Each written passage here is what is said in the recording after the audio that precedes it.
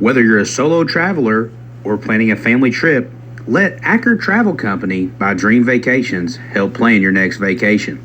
They specialize in Disney destinations, cruise lines, and all-inclusive resorts from all over the world. Acker Travel Company by Dream Vacations, a proud sponsor of the Friday Night Pressbox Podcast. Good evening and welcome to the Friday Night Pressbox Podcast. On this edition, I'm joined by my very good friend Matt Ray. For those of you in the Copper Basin area, you know who Matt Ray is. For those of you who don't know who Matt Ray is, Matt is currently the lead editor for Sports Illustrated VR2, covering the University of Tennessee athletics. Matt was a three-sport star at Copper Basin through the 2008-2011 seasons, where he was on the varsity baseball, basketball, and football teams for all 4 years. Matt was three-time All-District in football and basketball. Three-time All-District in football and baseball, two-time All-District in basketball. He was All-Region Baseball in 2010. He was the Heart of the Cougar winner 2011, 2012.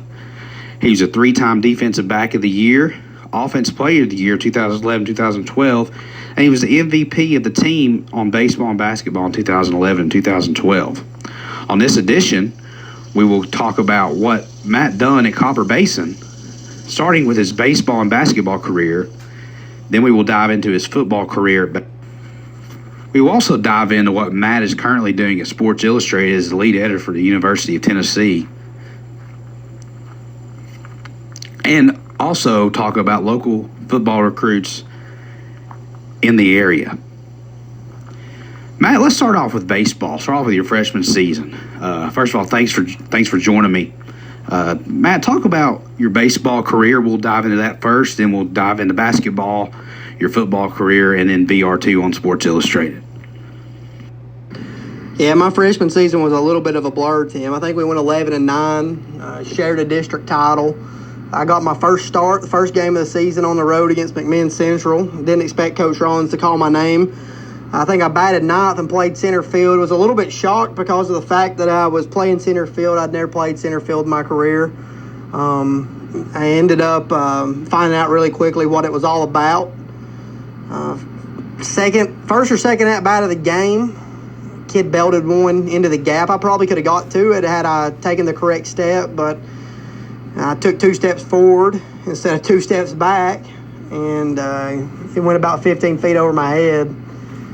And Coach Rollins gave me probably a pretty good chewing for that, if I remember correctly. But I played all over the field that year. Played second base, third base, a little bit of shortstop, center field, right field. You name it, I kind of played all over. But we had a successful season, had some really good upperclassmen. A.J. Ulick had been in the program for 4 years, starting pitcher.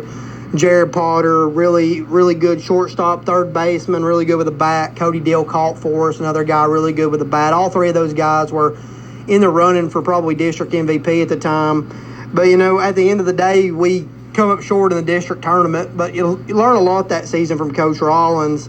And really going on into my sophomore season, we weren't near as good, trying to replace those guys. But we had a lot of fun. Brought Joey Buckhannon over from Fannin County. He pitched a lot of games for us, won some pitching duels. But, at the end of the day, we played in a really tough district, and we struggled in baseball. But baseball wasn't our, we were a small school. Baseball wasn't our best sport, to say the least. But we lost close games and played competitive with teams most of the time. For me, my sophomore year especially was a big season in the fact I kind of broke out a little bit. My freshman season, I probably had 9 balls that were warning track power balls. Probably had another 5 pounds on the bench press. I probably would have hit 7 or 8 out that season. But, I broke through against Hiawassee Dam at home, a game that you were involved in. I think you umpired the field that game. I hit 3 home runs there in that game, and we ended up losing 5-3, surprisingly enough. But, at the end of the day, that's kind of where I started to really come into my own in baseball.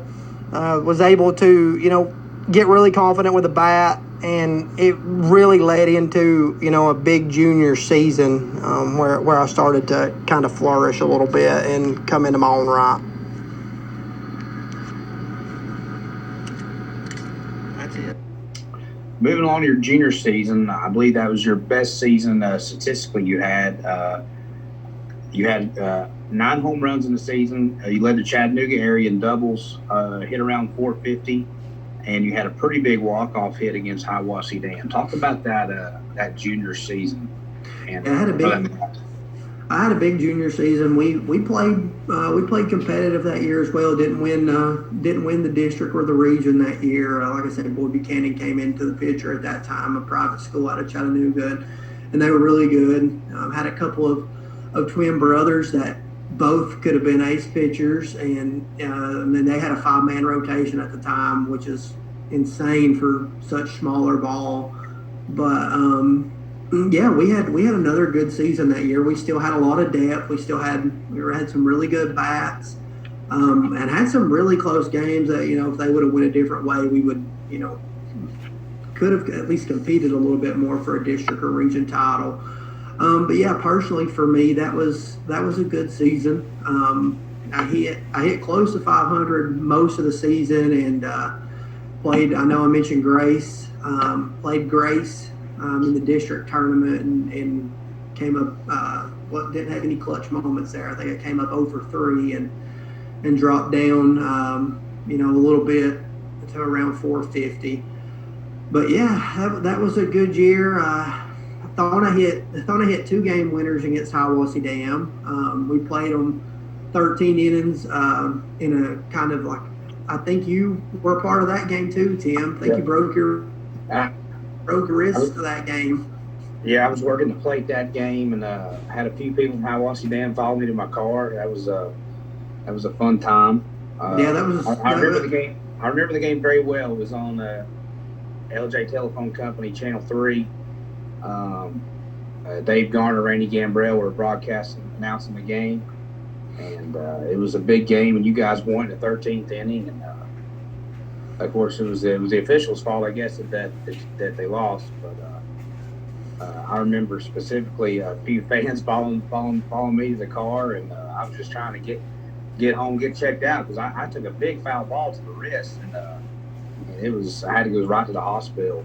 It wasn't fun, but it was a fun game to be a part of. I know there was a controversial play. Dylan Boggs blocked the plate, I think about in the 11th or maybe in the 9th inning, and everybody over there in Hiawassee Dam thought that the guy had touched the plate, and when Dylan had the plate blocked, and that was one of the craziest games I've ever been a part of.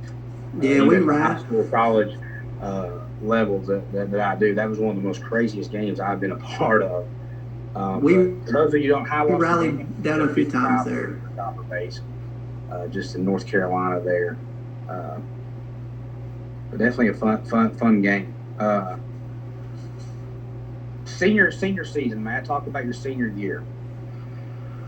Senior year was kind of a blur too. I was hurt a couple of times my senior season. Was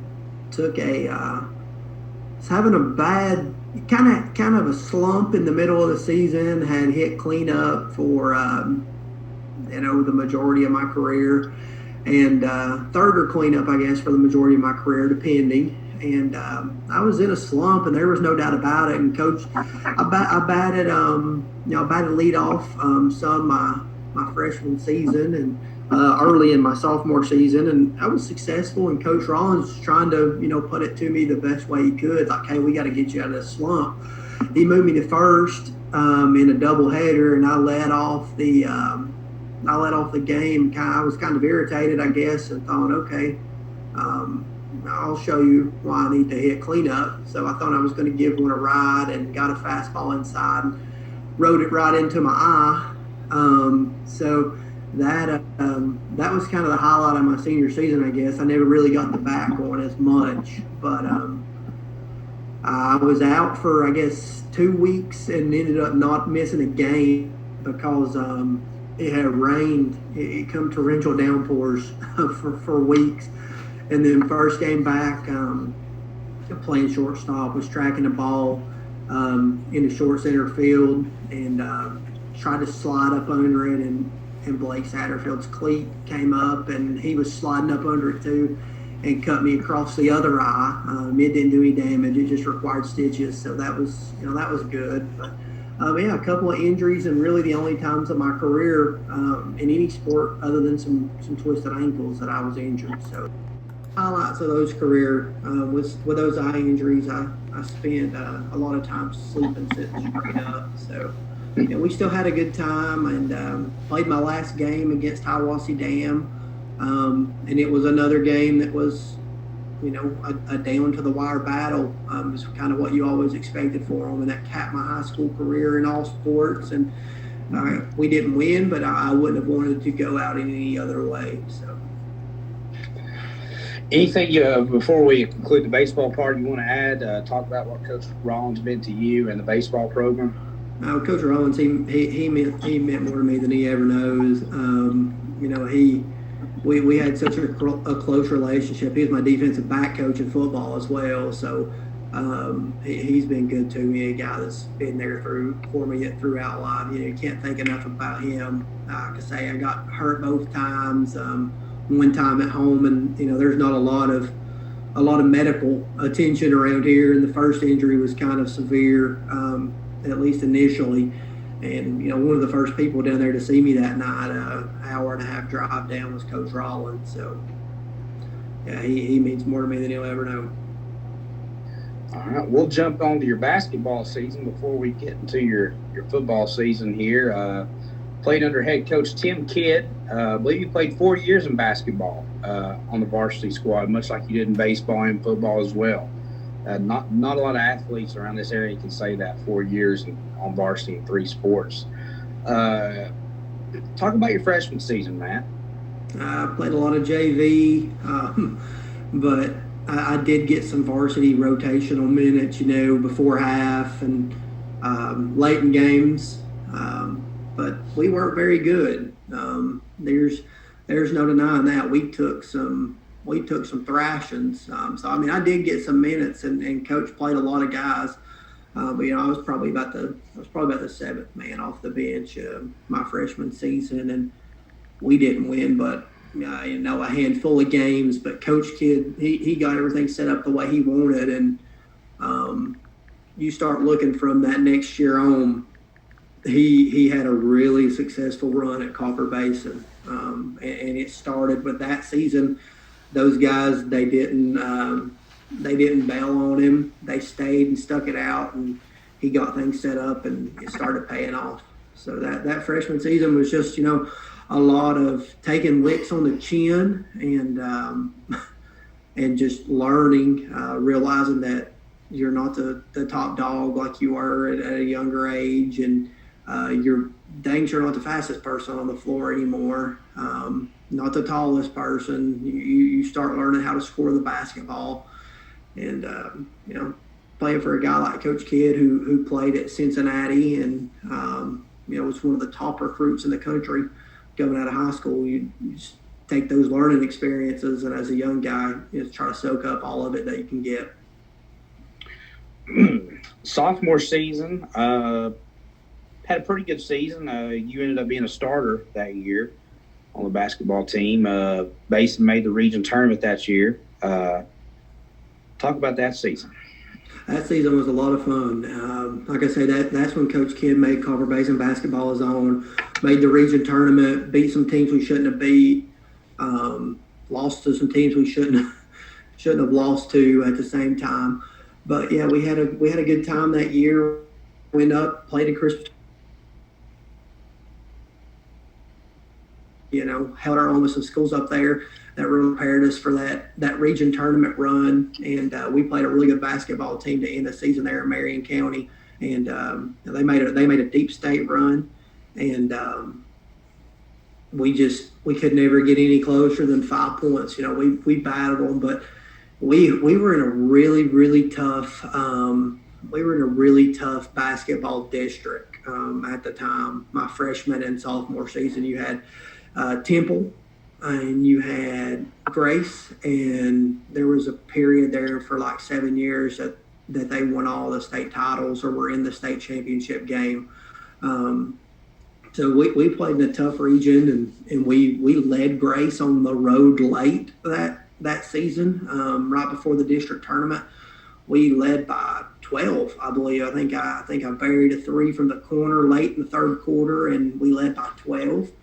And they had a kid named Brandon Herman who went to Marquette, and he scored 27 straight. And, Wow. And they beat us. You hear about people taking games over. He took one over, but we had a good season there. Probably my second best. Probably our second best season in my high school career. I feel like I thought we had a really good run my senior year, but we didn't go quite as deep.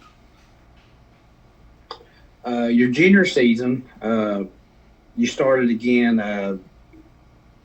Team upset, I believe, number one team in the state at Hamilton Heights. Talk about how that game and how much fun that was to be a part of. Yeah, that was a load of fun. Students stormed the court.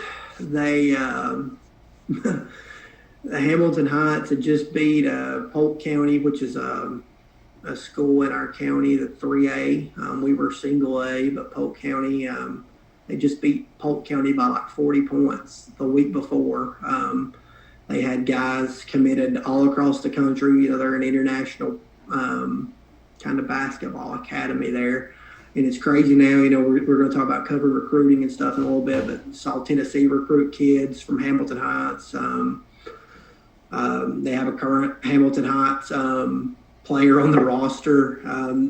It's just a lot of talent comes out of the area. Hamilton Heights sent a kid to Florida last year. So we beat them. Jake Dilbeck hit free throws late in that game to seal the deal with basically no time left. I think like 1.8 seconds. I don't know, he'll share it on his Facebook when the time rolls around. He does every year. It's going on about 9 years now, and he's been sharing it every single year and tags me in it every time. So it's just not basketball season yet.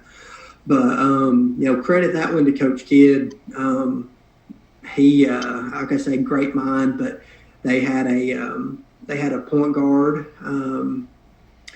and he was one of the top players that we saw in my time. We saw a lot of really good basketball players, but we kept running him off multiple screens, and he was hyper aggressive, and we run him off multiple screens and ended up drawing charges on him. He didn't play.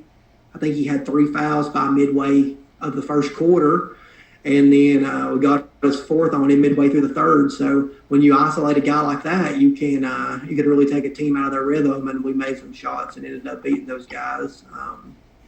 And we just didn't have the depth that year. We had lost a lot from the run before, and it was kind of a transition year. But that was a big win for us, and kind of set the tempo going into my senior season. So moving on to your senior season, you started again. Had a pretty good team. I know you beat rival Hiawassee Dam, and anybody who knows anything about Hiawassee Dam in this area knows they're a basketball school. You guys beat them. You swept them in the season. I think one game you beat them by 40 points. So I know that meant a lot to you. But talk about your senior year of basketball. Yeah, senior year was a lot of fun. We had some injuries that kind of hindered us a little bit. We missed Jake Dilbeck at the end of that season. He wasn't with the team at the end of that season. But we had a really good run. Had a chance to make a run in the region tournament, and just came up a little short on the road. Probably my best season altogether. Missing out on Jake there, and we had both kind of came into our own scoring the basketball. At one point, we were both averaging over 23 a game. But no, I thought we had a really good run. I thought maybe that was our most talented team, and your most talented team doesn't always, get the job done. But I thought that was maybe our best team from a talent standpoint. We had enough size to win. We had enough guys that could score the basketball, and we were really stingy defensively. And when we showed up and we were on the same page, we were kind of special. Beat a really good Hiawassee Dam team that had give us fits for 3 years. We beat them by 8 at home, and that was a big deal. And then the next week we went out to Hiawassee Dam and At one point, the lead was 45 points. Bryce Nicholson hit 5 3-pointers in the first quarter of that game, and he wasn't the leading scorer at the end of the first quarter. So that's how crazy it was when we were, kind of all clicking. I think we had 3 guys in double figures at the end of the first quarter. So I think we had Bryce. I think I had 16 or 17. I think Bryce had 15. I think Jake Dilbeck had 15. So it's crazy how good we could have been, but it never. We weren't able to make it substantiate. All right. Anything else you want to add about your basketball tenure, Matt? No, I think we covered it. Like I say, Coach Kidd, one of the best minds in the game at the high school level, in my opinion. All right. All right. Now we'll jump to the fun part, Matt. Talk about your football career at Copper Basin, and I know those are some great years at Copper Basin that really put them on the radar under head coach Patrick Daly. But you played football 2008, 2011, all district 3 times, defensive back of the year 3 times of the year, team captain among numerous awards. But 2008 was your freshman year. Basin broke a 21-game losing streak at the time, if I'm not mistaken, during that season against, I believe it was against Andrews. What do you remember about that freshman season and that Andrews game breaking that losing streak? Yeah, that freshman season was a big transition for me. I mean, that was my first high school sport. You come down, you start 2-a-days, you start getting acclimated to the locker room, how things are going. It's a different world. And I referenced this earlier, 14 years old, you don't understand how a lot of that stuff works. I had played quarterback and linebacker my entire life up until that point in the rec league. And ended up starting week 1 at safety. And talk about a welcome introduction in the fact that Hayesville, who beat us 16-6 to open the season, had a 260-pound fullback. And play number 1, he bust through the line on they ran a little triple option, and the quarterback gave it. And he bust through the line. I don't know if one of our linebackers touched him, and all of a sudden, first play of the game, standing there 14 years old, 260 pounds, barreling straight downhill at you. So, you just kind of hold on. But he hit the ground finally. That happened about 7 or 8 more times that game, it seems like. There's obviously some blurry spots, but that was kind of how my high school career started. And all of a sudden you realize, like, hey, once you get past the physicality part of this, and if you can take the beating, if you can man it out, you can hang in here with these guys. And the next week, we went to South Pittsburgh, and I know a lot of guys on the football team will laugh about this. 2-time defending state champions, Tennessee Mr. Football Award winner, and David Jones, who went on to have a really successful career at MTSU. We go down there, hostile environment. They have rosters. They're yelling our names, letting us know they hate us. They're ready to beat us. And we come out and force a 3 and out. And we are fired up, we're fired up. Hey, we're getting the ball back. Probably threw a pick the next drive. I don't really remember. But it was 61-0 at halftime.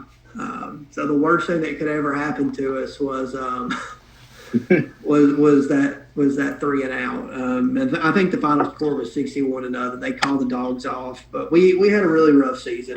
Is where I'm getting to my freshman season. We took some licks, but we broke a losing streak. We won 3 games that year. Broke a 21-game losing streak.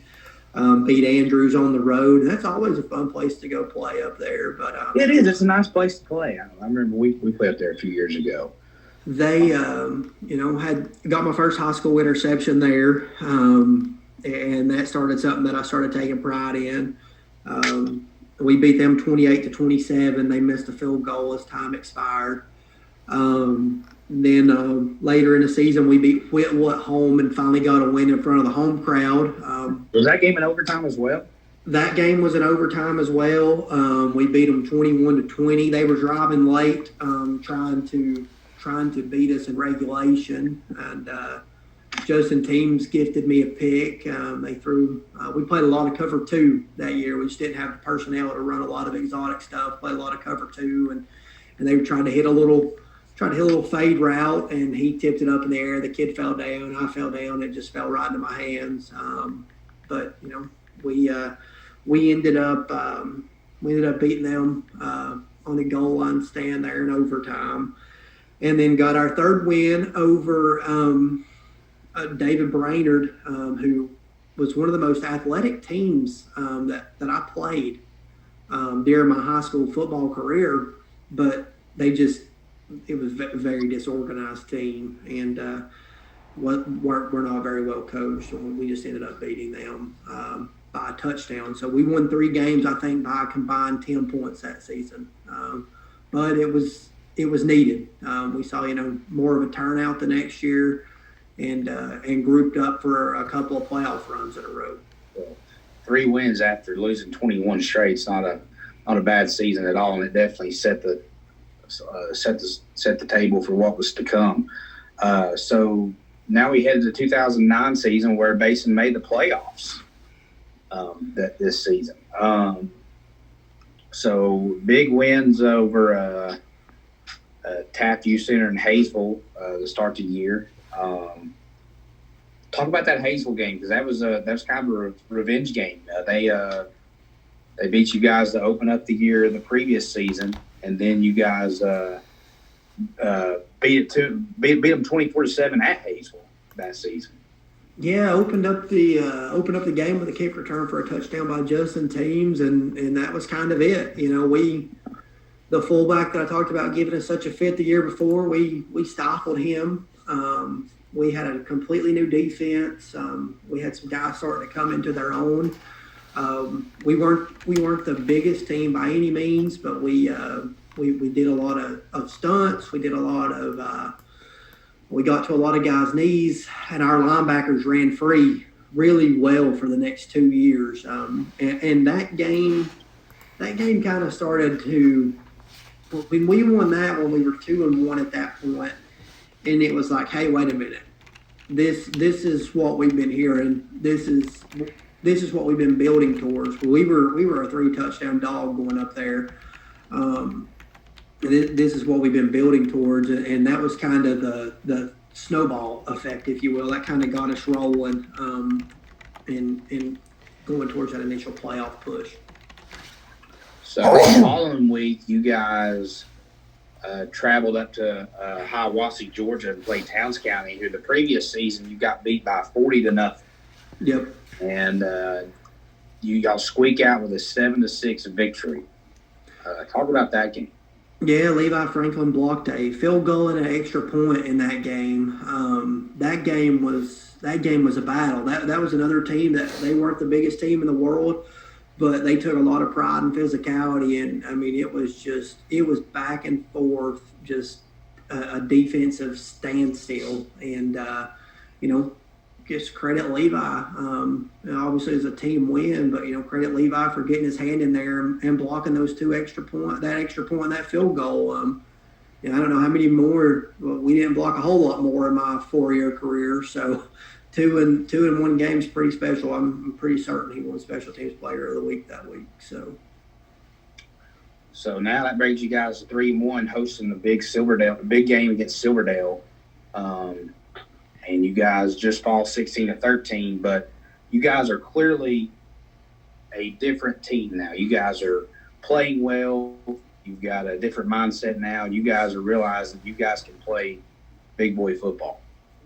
Yeah, absolutely. Silverdale, they had kind of became our rival in all sports at the time, even though 65 miles apart. It was because we saw them in all 3 sports, and TSSAA, they have they have some crazy districts and stuff. But you know where we live, Tim. I mean, you have our two rivals are both out of state schools, and obviously we never got the chance to play Fannin County in football, and Hiawassee Dam doesn't have a football team. So, you always need a rival, and that was the one that was starting to build towards being our rival, and that one lived up to rivalry hype. They wanted every bit of us, and they came up here, and we had a red out. It was a crazy atmosphere, and we had them on the ropes late, kind of like we did the year before. Even though the year before I felt like they were a lot better football team than the team that we were trying to beat that year, and we thought we were a lot better football team than the year before.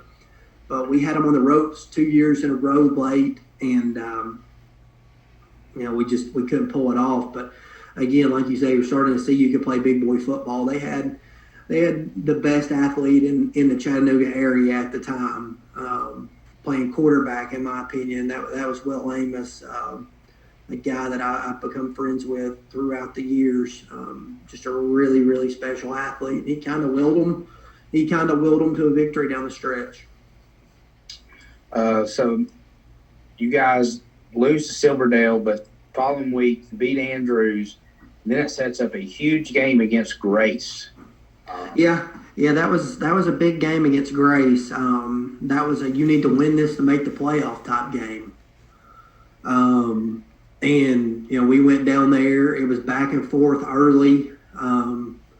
They kept playing two high safeties, and Coach Daly had been waiting all night, and we had a chance right out of the gate to throw just a bang eight, just a quick post, and Eric Sisson hit me in stride on play number one for the second half, and took it 75 yards, and we took the lead and never gave it up, and we ended up squeaking out a 7-point win over them, but it felt like we beat them by 21 at the same rate.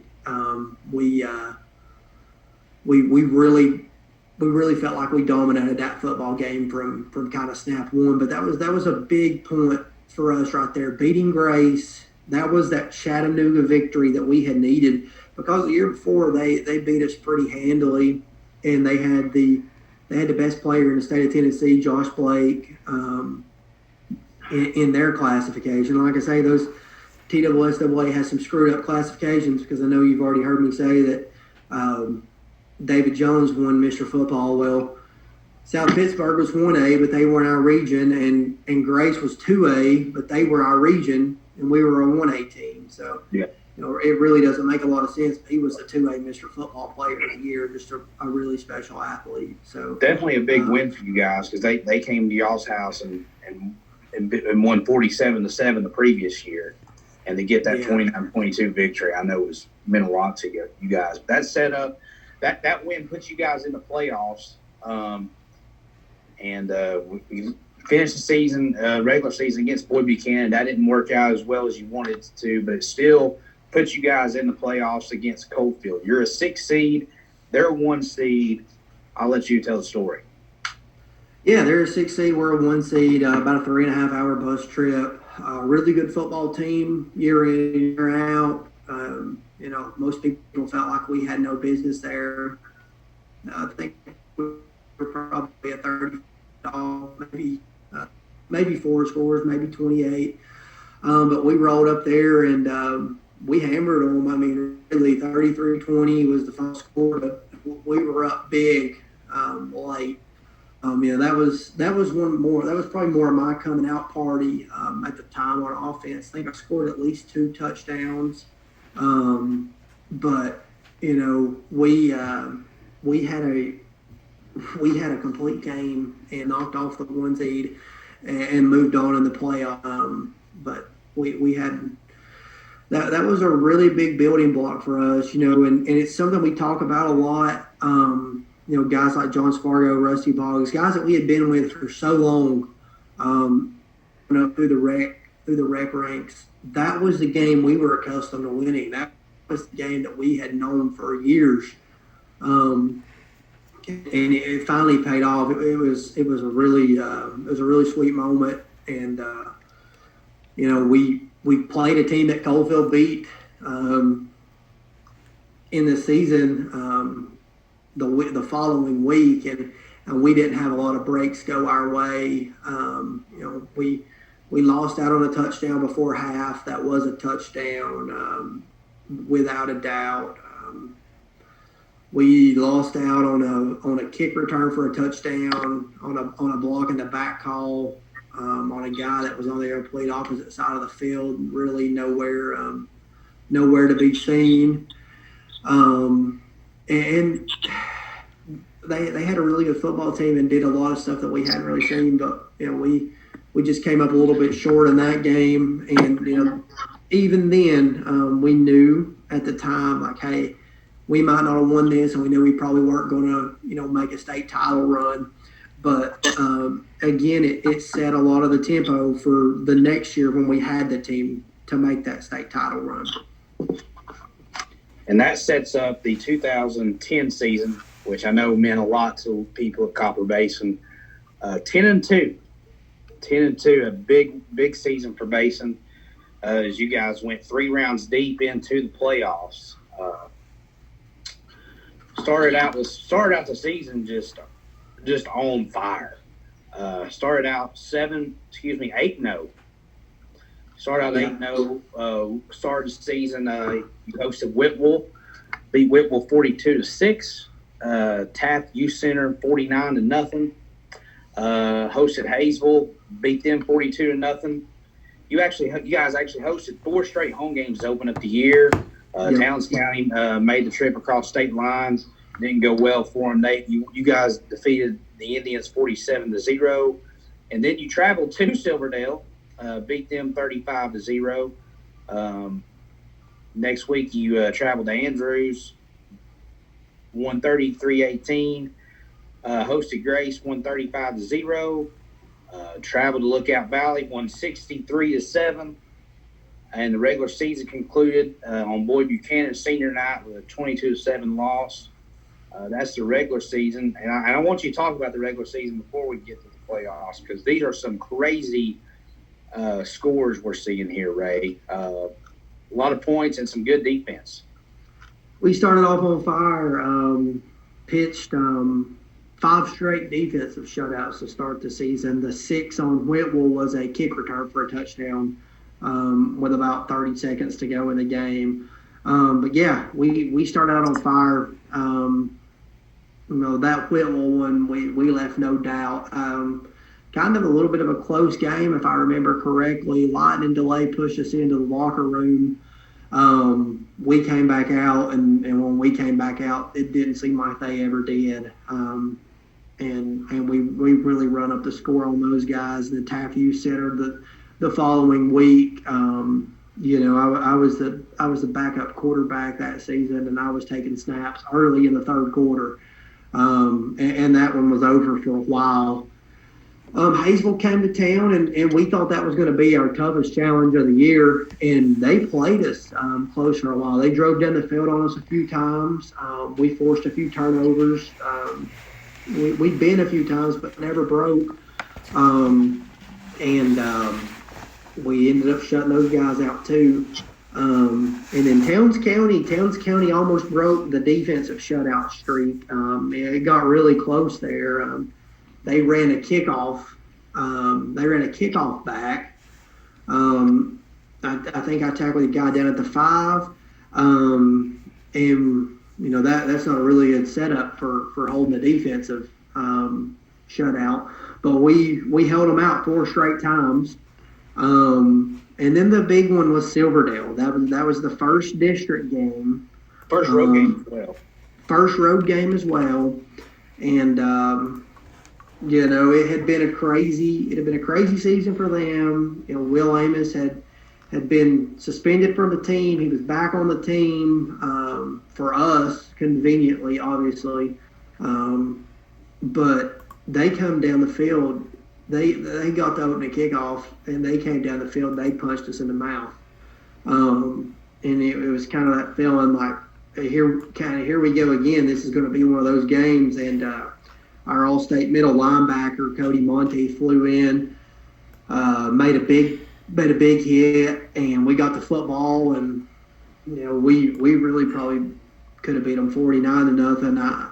Early in the third quarter, I caught a pass and broke a few tackles and ran it for a touchdown, and it got called back. It seems like we had a couple of other big plays called back, but we had all intentions on making our mark. But the running clock ran the entire second half. It was 35-0 at halftime, and it was at that point we were like, hey, we've got a chance to make a state title run here.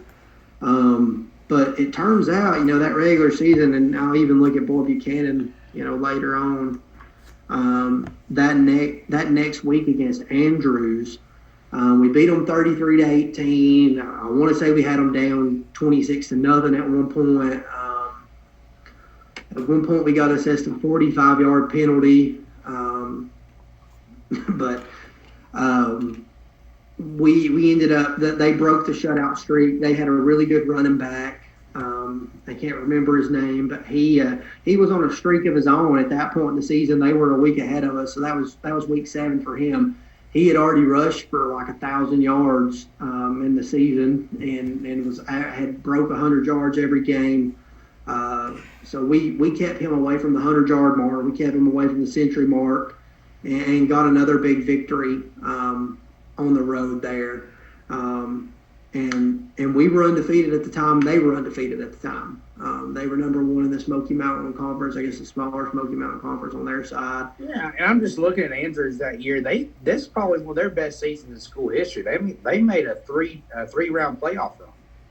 That was probably one of their best teams in school history. Yeah. Yeah, they had a good team that season. And then Grace again, it's always nice to get a win over those guys. We beat them 35-0 at home. I guess that was homecoming and senior night. And then Lookout Valley the next week. That was a team that had gave us a fit for my first 2 years. And we had heard all week that we didn't have the speed to match up with them. We didn't have we didn't have this, we didn't have that. And like I say, teams didn't score on us too easy, obviously. And Lookout Valley got the ball to start the game and took about 6 plays and was up 7-0. And we hung 63 straight on them. And that set up we got a lot of rest. Our starters got a lot of rest. And that set up a showdown on a Thursday night at Finley Stadium at UTC, where the UTC Mocs play against Boyd Buchanan for the district title. And that game didn't go our way. We had a lot of opportunities to win that game. We gave Boyd Buchanan a lot of opportunities. We had an offensive line that probably averaged about 225 across the front at best. They had an offensive line that averaged about 295 across the front. They had the best running back in Chattanooga at the time, probably in the state at the time, at least in the 1 and 2A classification. In Chase Reed, they had a lot of dudes that year, and one of the best defensive minds in the state of Tennessee, who's at East Hamilton right now, Graham Reynolds. But they came out and thought they were going to push us around, and they really did. And they went up, and we answered with our only touchdown of the game. But it stayed that way for a while. It was really a slugfest. Until later in that game, and they had an opportunity to go up another score. I guess I think they were up 15-7 or 13-7. I want to say they missed the extra point. I want to say we led up 1 point. I want to say we led 7-6. The kid broke a run, and he's going in the end zone. I stripped him from behind. and we got on the football. And late in the fourth quarter, and had an opportunity to go down and tie things up or take the lead, and ended up giving up a safety. And they scored again on us kind of as time expired to make it look a little worse than it was. But, we finished the season there 8-1. We didn't have a 10th game. I don't remember the circumstances around why we didn't have a 10th game. And then it was time for the postseason run. And that set up of course, you guys go 3 rounds deep in the postseason. That set up a rematch the following year against Harriman, if I'm not mistaken. That set up a rematch. That set up a rematch. Yeah, that set up a rematch against Harriman. We were hosting a playoff game, first one in several years. Pretty much the exact same Copper Basin team and the exact same Harriman team rolling out. It had rained all week long. They basically did student body left, student body right. One of my favorite moments to look back on and laugh at football was that first Harriman playoff game. My best friend, Dylan Boggs, his dad was our defensive coordinator. And we were up on the road at Harriman, and he yelled at Dylan, who was playing linebacker, "What are they doing?" And Dylan said, "They're pulling everybody." And Rusty said, "There's no way they're pulling everybody." And he looked at me and goes, "What are they doing?" Just like in desperation. And I said, "Man, they're pulling everybody." And they were. They pulled everybody. They really, it was a really unique, it was a toss sweep or, an extended fullback dive, really extended or everybody leading the quarterback. You had all 11 guys going to one place. It was a really unique setup. But, they came out, same offense at home. We had, we really had time to prepare for it. We had honestly prepared for it during our bye week. That's how confident we were going to see Harriman again. We had a bye week earlier in the season.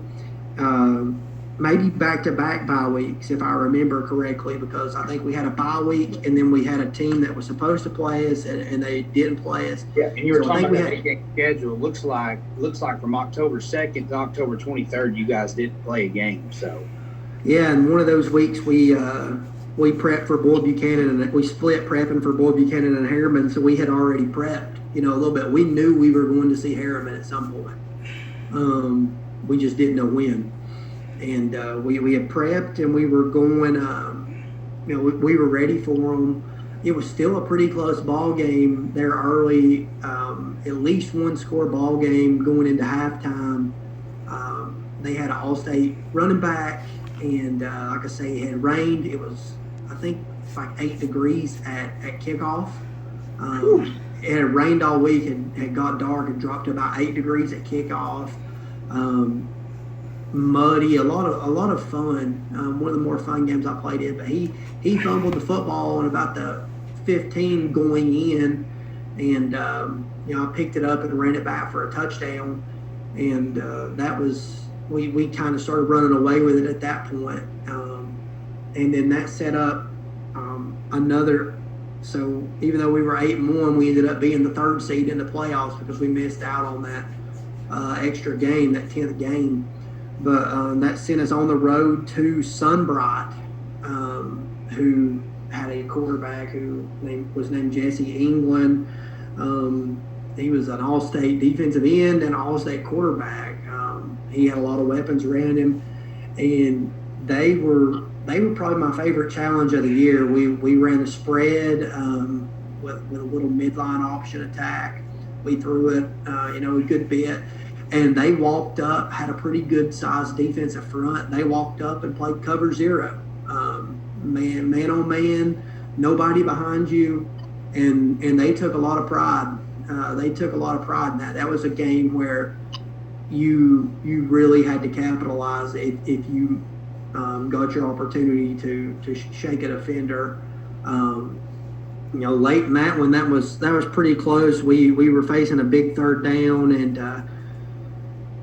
we thought I could get inside of my guy and take him to the middle of the field. It was like 3rd and 15 probably. and we just called a little bang 8, and I gave him a step outside, and I mean those guys recovered pretty well, but Eric threw a pretty good ball, and I got up, was able to grab it, and we were really, really tense for this game, and a good personal friend of mine, Brett Curtis, had traveled to the game, and we had a big following at the time, from this little community, and I remember looking over, it's 3rd and 15, and he's throwing his arm about out of socket like he's punching the air, giving the first down sign, because we hadn't had a lot of calls go our way, and a lot of people felt like there was a lot of pass interference, but that's neither here nor there. That's 10 years ago, but we ended up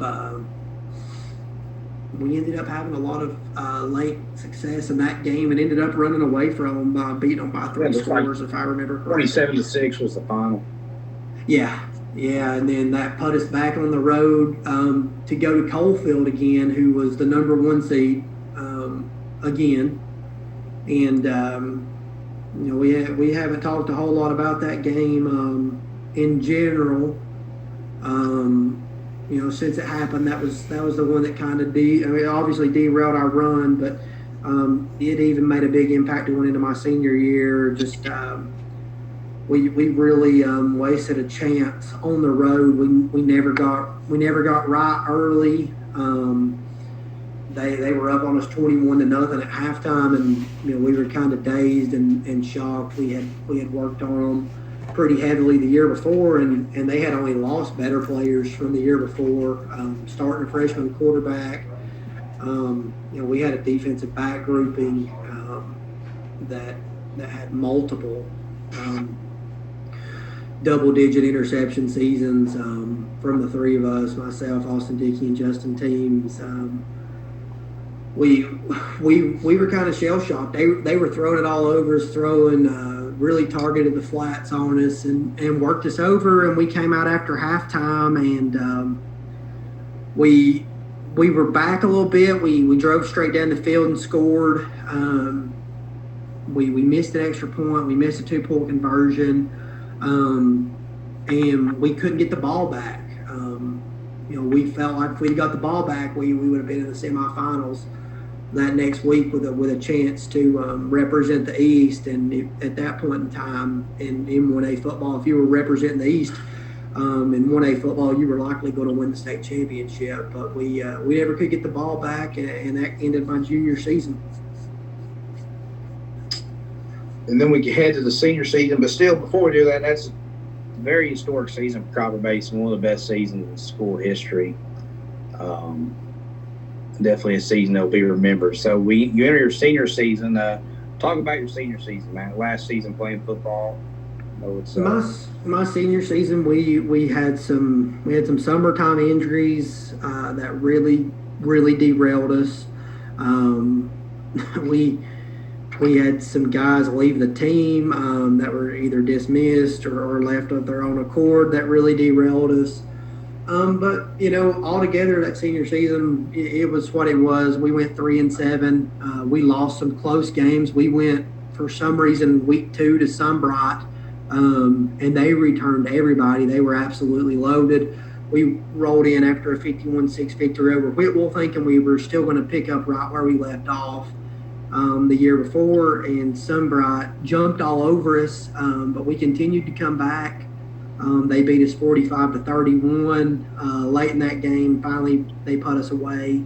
Then the following week went to Hayesville, and they beat us in overtime, 35-27. No, they didn't beat us in overtime. They beat us in regulation, 35-27. I'm sorry. And then we went to Towns County. And up until that point of the season, I had started at quarterback. I started at quarterback every game, I guess, that season. But Steven Spargo had been my top receiver target. We were, through 3 games, I had over 1,000 yards passing. Steven probably had about 500 yards receiving. He misses that week with a staph infection in his elbow, if I remember correctly. It was a pretty rough staph infection. He wasn't even able to travel. We go up there, we jump on those guys early, and they come back and take a late lead. And all of a sudden, we're kind of looking around like we're fixing to be 1-3. It was pretty shocking. And then probably, I guess, the best play of my career happened that night.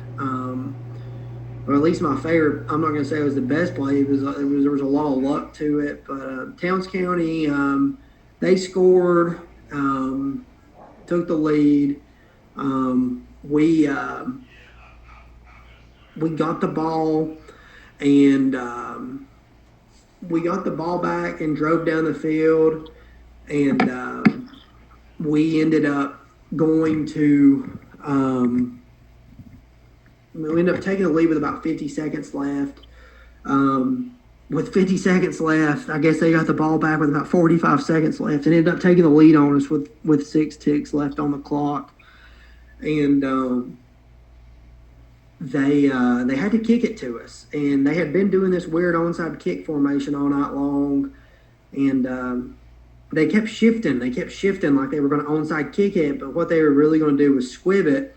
I was the deep man at the time, and our middle linebacker was in the middle of to form the wedge. You could still form a wedge at that time, and he they squibbed it to him, and he took about 10, probably 10 steps forward, maybe if that, and just stopped. And I was at a dead sprint behind him, and I picked a.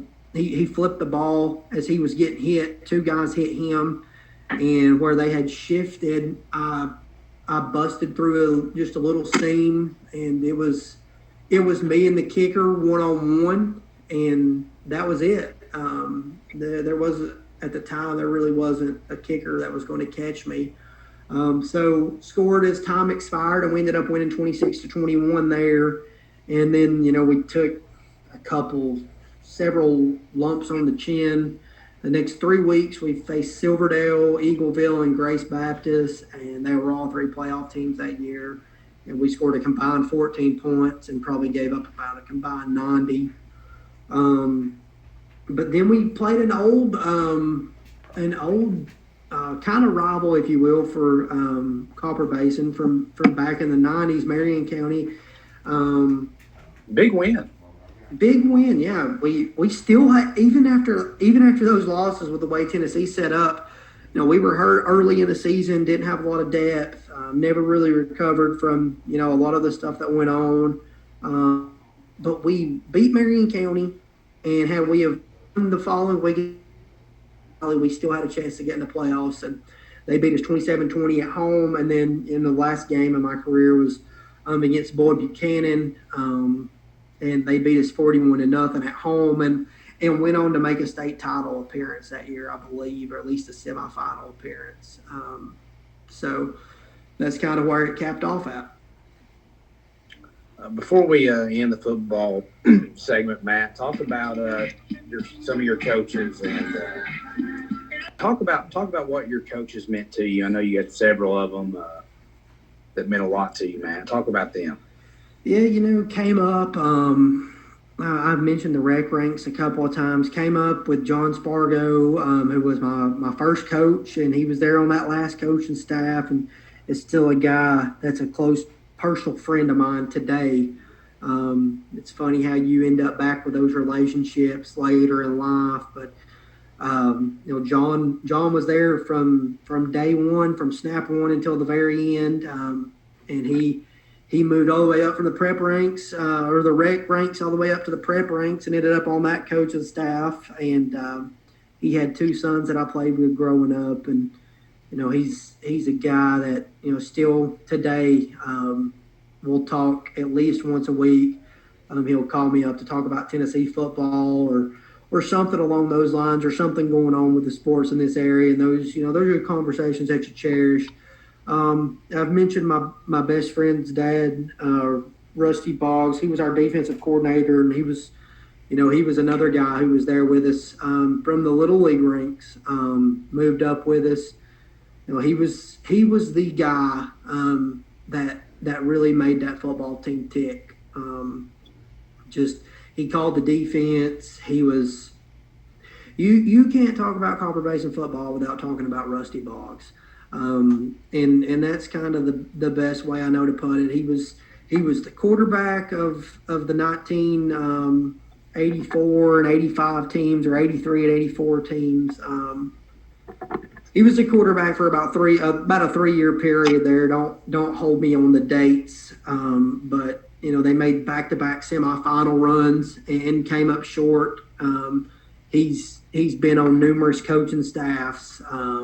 You can't talk about Copper Basin football without Rusty Boggs, and that's a guy. He knows what he means to me.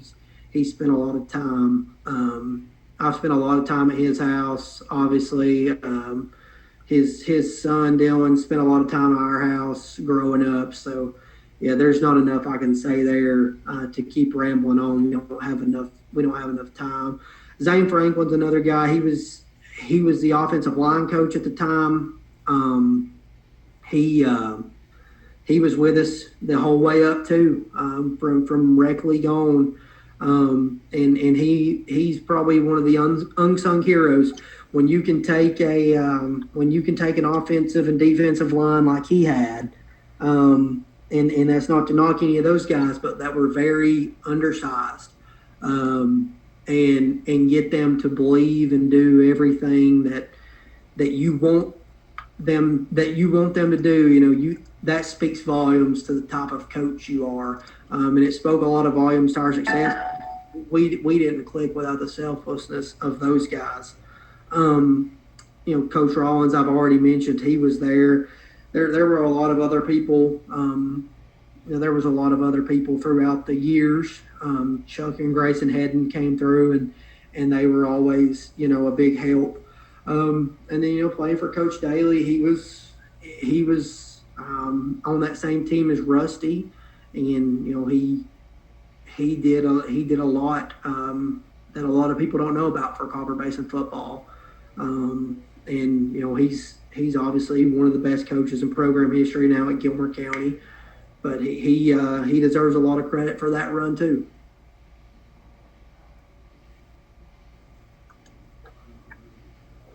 All right, Matt. So just recently, you started what is called VR2. Make a long story short, you've done a really good job with this, and now you are covering Tennessee athletics for Sports Illustrated. So talk about what your vision behind VR2 was. Did you ever think you would get this far? Talk about everything you do with the recruiting and the Tennessee athletics side, because this is really cool to people that may not know this about you. Yeah, no, to answer your question, obviously never thought it would, get this far. Kind of started out as a, social media page, and people love Tennessee athletics. Kids love to share news about their recruitment. It got to a point where it was, you started to realize, like, hey, I have to either do this credibly or, I have to not do it.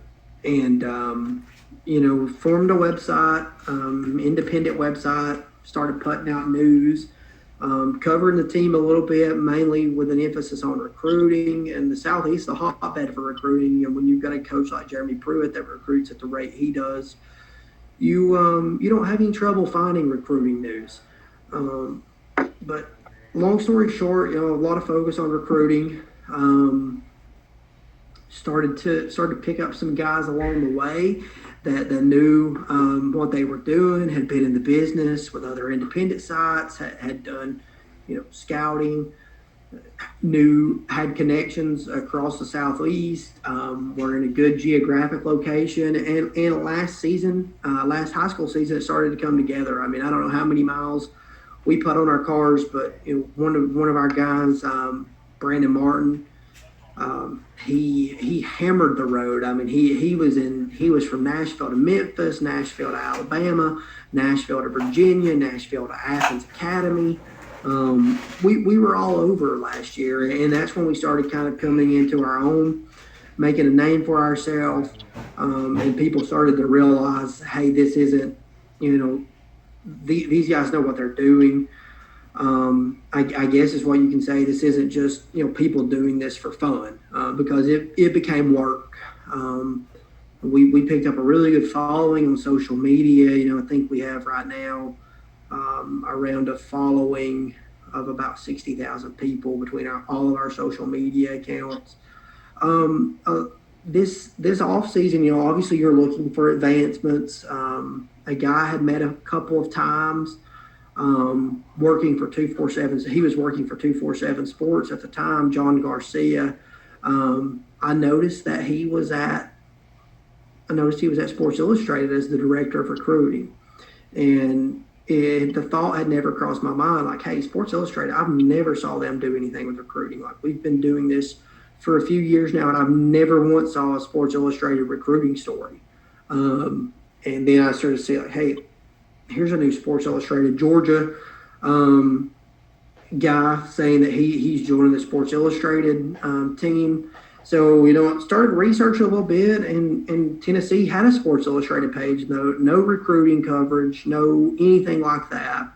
Reached out to John, and he basically told me, hey, we need to see more team coverage before we can take that jump. Went back and forth, and I sent him some numbers, and said along the way, hey, this is what we do month to month, and we were on the phone pretty quick after that. And we've been with Sports Illustrated now for about 4 months, and it's been a really successful run. We've had even with no sports, we've had a pretty successful run within their network so far. I've spent time with the All-American national team at the Elite 11, which pits 20 of the best quarterbacks in the country in competition against each other. That was held in Nashville just last month. But we're really looking forward to the final decision that should come down this week on the football season and getting back to work full time. But Tennessee approved that they are playing a football season. The state of Tennessee high school athletic approved that they're playing football just yesterday. So we're really looking forward to getting back and getting on the road and seeing where this thing can go with a network, because now we have, a network of every other college team out there that, we can say, hey, Tennessee's recruiting this kid on the West Coast. Or, for instance, JT Daniels, who just transferred to Georgia, was highly considering Tennessee. We were just getting on with a network at that time, but we could reach out to contacts out there. That's really nice to have those contacts inside a network. So we're really excited to get a chance to work within a network and see how we can flourish with that. But that's kind of where things are at with that right now. I'll never forget. I guess it was probably right when you were starting this. Me and Trevor Stone, former Fannin County High School quarterback, good friend of both of ours. I never will forget, me and you went down there. Me and Trevor went down there with you when you were just starting this VR2. And it was a rainy day, and I remember, Matt really may be onto something right here. He was rubbing elbows that day with Jeff Centel, with Dog Nation, Rusty Manziel, and all them guys down there. And, and you've just done a great job, Matt. And me being a Georgia fan, I still follow Matt's content because it's good information. He does a great job with that, and I highly encourage anybody who's watching this to like him on Facebook, follow him on Instagram and Twitter. Some very good information. Matt, talk about just two things. Talk about some of the players that you've interviewed. Who are some of the high-profile players, some of the best players, known players that people will know just in your short time, and then we'll end the segment kind of talking about some local players that you're really high on. Oh yeah, I mean, I've interviewed a lot of high-profile players. My personal favorite is Eric Gilbert. He's at LSU. He signed at LSU. Number one tight end in the nation last year. Absolute freak athlete, 6'5", 260 pounds. Runs a sub 4.6 40. I think the recruiting services ranked him around, the 10th best player in the nation, but the college coaches voted in a 247 poll, and he was ranked as the best player in the nation. It's one of the best players I've covered, period. He could be the best defensive end or the best tight end in the country. It doesn't really matter. You can't teach his size, his speed. He's a guy that spent a lot of time with. If you follow Tennessee recruitment, Tennessee recruited him hard. And Tennessee got really close there. I spent a lot of time around Eric. If you're a Tennessee fan, though, I guess the name that you have to throw out the most, and probably the guy that I've answered the absolute most questions on, is Harrison Bailey, 5-star quarterback out of Marietta, teammate of Eric Gilbert. Committed to Tennessee in November of 2018, the first live commitment that I ever covered. He's a big time guy. He's a national recruit for years. Had over 40 offers to play college football across the country, and ended up choosing Tennessee. I'm trying to think, just thinking about this fan base, this local area, about who they would know. There's a lot of Georgia fans around here. Nolan Smith, spent some time with Nolan Smith at the opening in 2018, and got to know him, talk with him. Tennessee was never really active there. They got him up for an official visit late, but they never really stood a chance in that recruitment. Trying to think back to him in the 2019 class of who else, in the 2018, 2019 class, who there would have been. Some guys around here that people would know. Sam Howell, the North Carolina quarterback, set the world on fire as a freshman. Got to know Sam, got to interview him at least twice. I was kind of late to the Trevor Lawrence cycle there, but yeah, I got to know a pretty good bit of big name guys. Darnell Wright was, I think, the number 10 player in the country coming out of high school, signed with Tennessee. N'Kobe Dean, linebacker at Georgia, got to interview him a couple of times. Tennessee they never were able to make up any ground. Another guy that people know probably is Owen Papo out of Grayson, number 1 linebacker in the country in 2019, and got to interview him several times. There's been a lot. There's been numerous amounts, because Jeremy Pruitt has recruited at a really high level. Outside of that, for me, I've got to interview guys like Jawan Jennings and Darrell Taylor, Tyler Bird. I spent two private interview sessions with Jawan Jennings at the Senior Bowl in Mobile this past winter.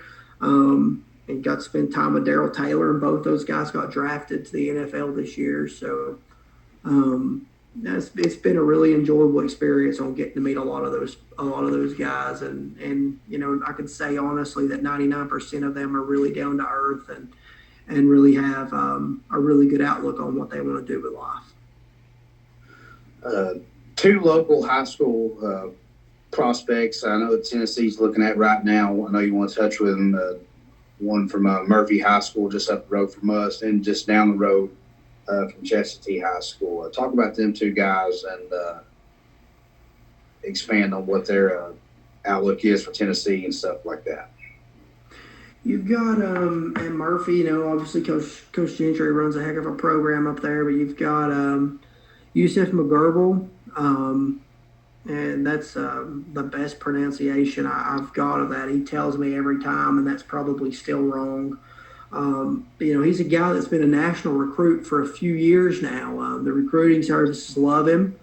He's raw in a lot of standpoints, but he has such a high ceiling. I think depending on where he's one of our SI All-American candidates. He's top 250 prospect on Rivals and 247 the last time I saw anything updated there for him. But, he's a guy that's got a really high ceiling, likely projects as a guard at the college level, even though he's, playing tackle at the high school level. He could really be a road grader guard.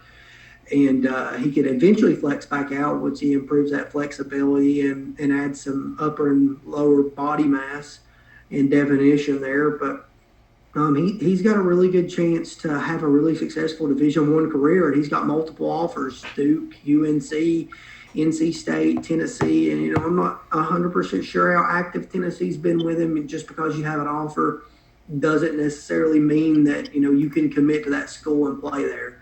But he did just release a top list of schools, and Tennessee's at least been in contact enough to make that list.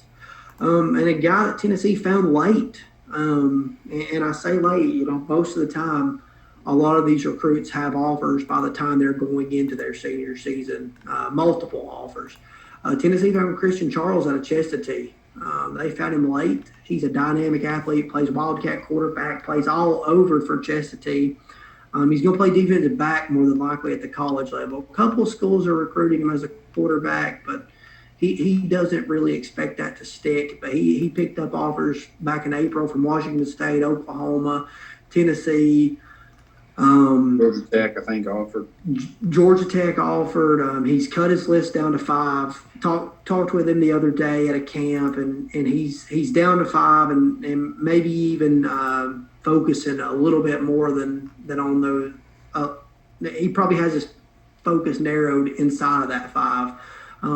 On a fall decision, and he's just a guy that he says Jeremy Pruitt and Derek Ansley have raved about his speed and ability. So, it's really good to see guys like that come out of this area. It makes travel a lot easier for me on Friday nights. If you can go an hour to Chestatee or 25 minutes to Murphy instead of 2.5 hours to Atlanta or 3 hours to Nashville or up into South Carolina. So it's good to see guys start coming out of this area. And a guy at Fannin County High School that I've interviewed and, spent time with just during this quarantine, Mason Bundy, who's now, correct me if I'm wrong, committed to Liberty. But, had a lot of offers roll in, had a lot of schools show interest, took a lot of visits, and he's going to play Division I football for Hugh Freeze, who was the former coach at Ole Miss. So, hats off to him. That it's all about getting a free education. Yeah. Division I football is Division I football. We see guys get drafted from Division III football. Get your education, get the right coach in your life, get your technique refined, and then you have a chance to make it to the next level. Absolutely. Well, Matt, thank you for joining me today. Really appreciate it. I know a lot of people in Copper Basin will enjoy this podcast. I hope this reaches out to your following and maybe lets the people around the Tennessee fan base that follow you, maybe they get to know you better through this, and this will be a good show for them. So appreciate you being here, buddy. And you have any closing remarks? No, I appreciate you for having me, man. And anytime I can do anything for you, let me know. All right. Appreciate it, man. Thank you very much.